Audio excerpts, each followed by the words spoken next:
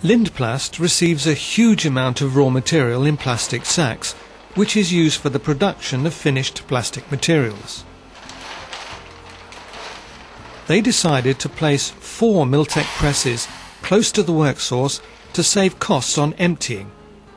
However, they've also noticed a great savings on the time of handling the waste, as they no longer bring the waste out to the container like before.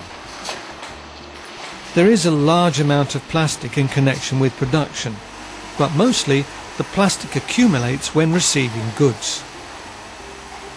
They're pressing plastic bales of up to 250 kilos, which of course is sent for recycling.